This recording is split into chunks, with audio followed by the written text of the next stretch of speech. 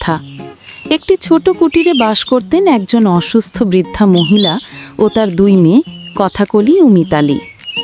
আজ 2 দিন হলো বাড়িতে কোনো দানা পানি নেই। আমরা না হয় যেভাবে হোক দিন পার করছি, কিন্তু অসুস্থ মাটাকেও একটু কিছু মুখে দিতে পারছি না। কথাকলি, না হয় বাজারের দিকে জাগিয়ে দেখ, কেউ কটা চাল ধারে দেয় নাকি। ঠিক আছে দিদি, আমি দেখছি কি করা যায়।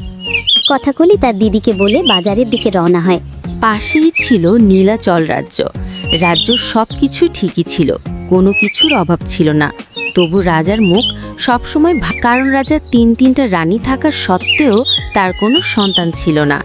এই বিষয় নিয়ে রাজা খুবই দুশ্চিন্তায় ছিলেন।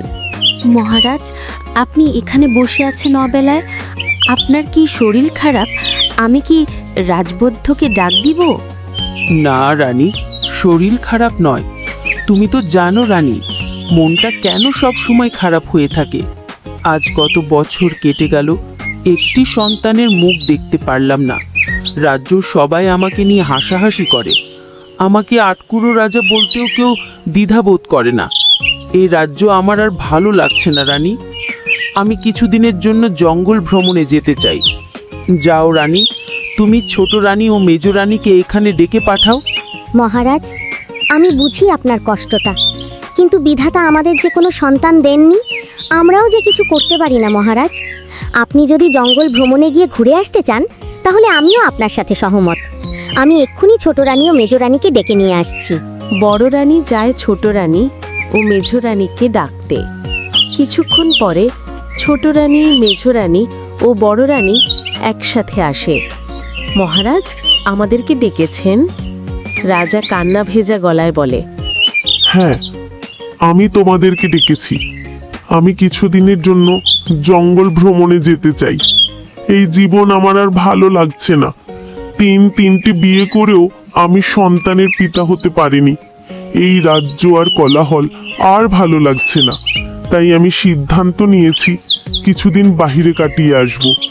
এদিকটা ঠিকভাবে সামলে নিও। এই বলে রাজা চলে যায়।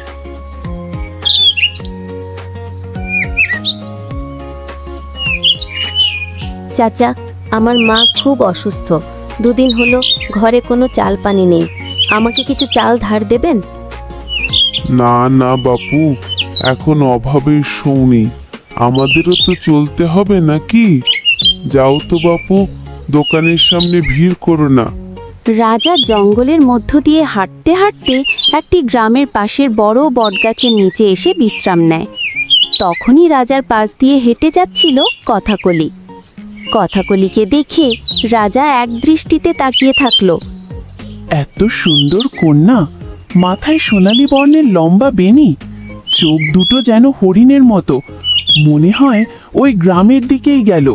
যাই, গিয়ে দেখি তো মেয়েটির পরিচয় কি আর কোথায় থাকে। কথাকলি হেঁটে হেঁটে বাড়ির দিকে যাচ্ছিল।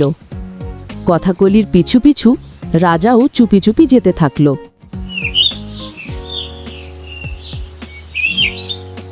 কথাগুলি সেই কখন গিয়েছে চাল ধার করতে, এতক্ষণও কোনো খোঁজ নেই।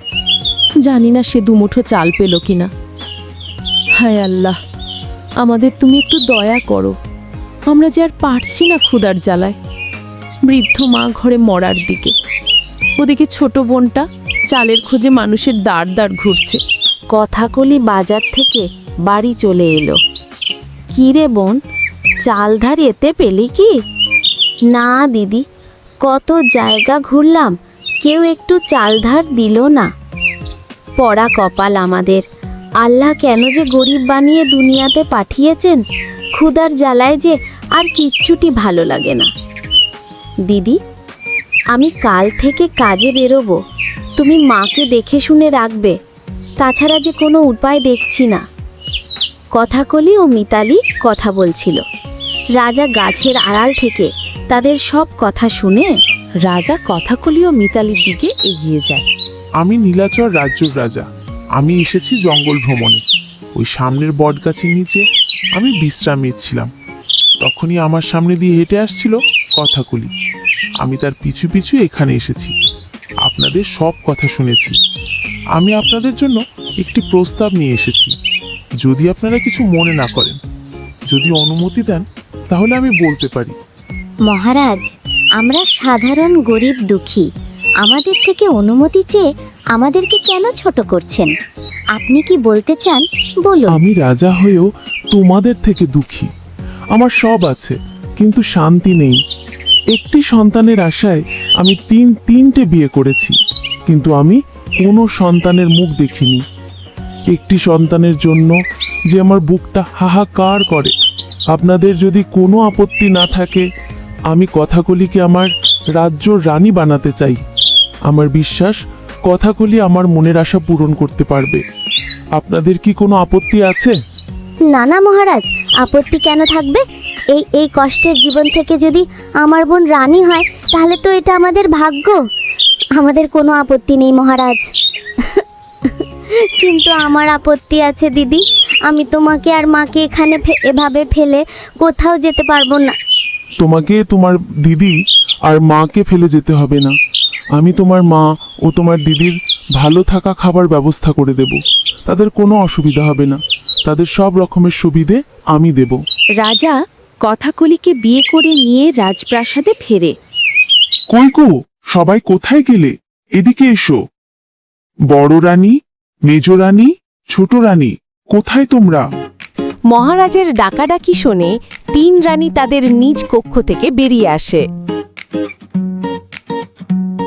মহারাজ, ভ্রমণ থেকে এত তাড়াতাড়ি যে চলে এলেন, আর আপনার সাথে এই মেয়েটিকে? রাজা মুচকি হেসে বলে, এই মেয়েটি এই রাজ্যের ছোট রানী। আমি তাকে বিবাহ করেছি। আজ থেকে তোমরা 4 জন বোনের মতো থাকবে। কিন্তু মহারাজ, এই মেয়েকে দেখে তো মনে হচ্ছে গরিব সাধারণ ঘরের একটি মেয়ে। এই কিভাবে এই রাজ্যে রানী হয়? রাজা চিৎকার দিয়ে বলেন, ছোট রানী, মুখ সামলে কথা বলো। সে গরিব হোক বা ধনী, সে এখন এই রাজ্যে ছোট রানী। আর তোমরা ভুলে যেও না, তোমরা রাজার মেয়ে হয়েও আমাকে একটা সন্তান দিতে পারোনি। বড় রানী, যাও ছোট রানীকে নিয়ে সাজাও।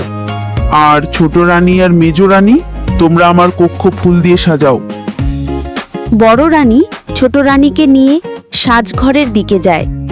কি কপাল আমাদের, নিজের স্বামীর জন্য বাসর সাজাতে হচ্ছে।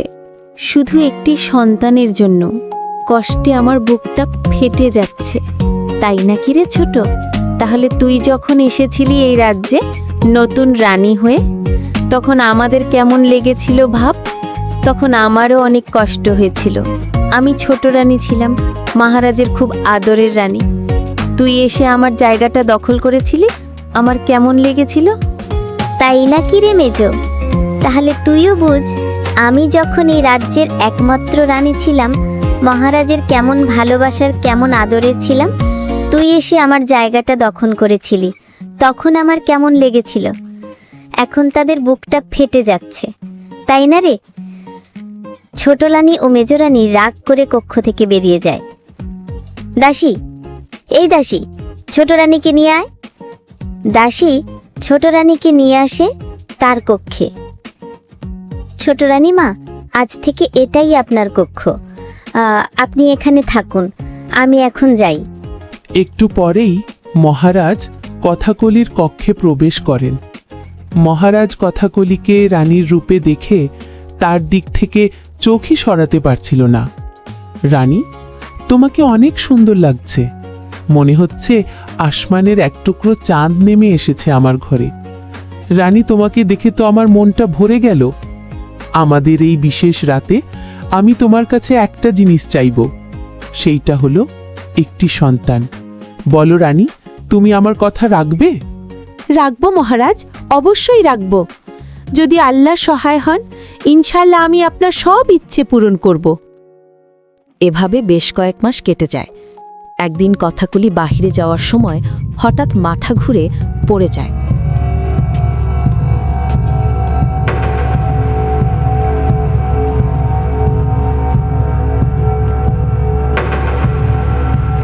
কিছুক্ষণ পর একটি দাসী কথাকলিকে মেঝেতে পড়ে থাকা অবস্থায় দেখতে পায়। ছোট রানীমা, কি হয়েছে আপনার? এভাবে শুয়ে আছেন কেন? কথা বলুন রানীমা। তো কথাই বলছেন না। যাই, মহারাজকে খবর দেই। দাসী কথাকলির কোনো সারা শব্দ না পেয়ে দৌড়ে যায় রাজার কাছে। মহারাজ, ছোট রানীমার কি জানি হয়েছে, অজ্ঞান হয়ে পড়ে গেছেন। মহারাজ দৌড়ে যায় কথাকলির কক্ষে। কি হয়েছে ছোট রানীর? রাজবৈদ্যকে এক্ষুনি আসতে বলো। রাজবৈদ্য এসে কথাকলিকে দেখে। মহারাজ, খুশির খবর, রানী ঠিক আছেন, আপনি পিতা হতে যাচ্ছেন, রাজ্যে নতুন মেহমান আসছেন। মহারাজ এত খুশি হলেন যে খুশিতে তার মুখ থেকে কথা বের হচ্ছিল না। রাজ্যে খুশির বন্যা বয়ে গেল। এদিকে 3 রানী হিংসায় জ্বলছিল। না, এটা হতে পারে না।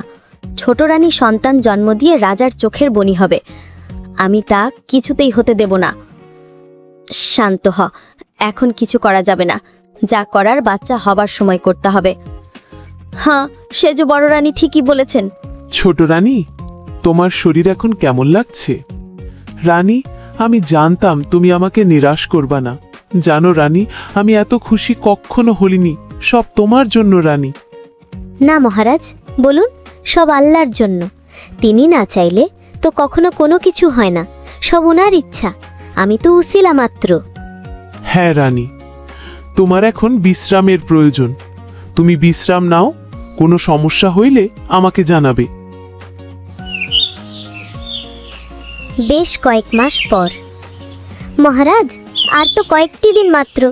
এখন তো আমাকে খুব সাবধানে থাকতে হবে। তাই বলছি কি, মা তো আর নেই।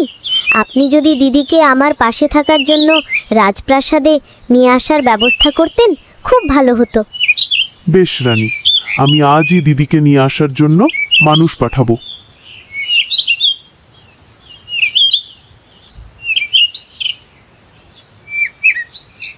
যবে থেকেই ছোট রানী এসেছে, মহারাজ শুধু তার দিকেই নজর রাখে, আমাদের দিকে ফিরেও তাকায় না। না, এইভাবে চলতে দিলে হবে না। আমাদের কিছু করতে হবে, যাতে করে মহারাজের মন বিষিয়ে যায় ওই ছোট রানীর থেকে। এই তো আর কয়েকটা দিনের অপেক্ষা শুধু, তারপর ওই ছোট রানীকে তাড়িয়ে ছাড়ব।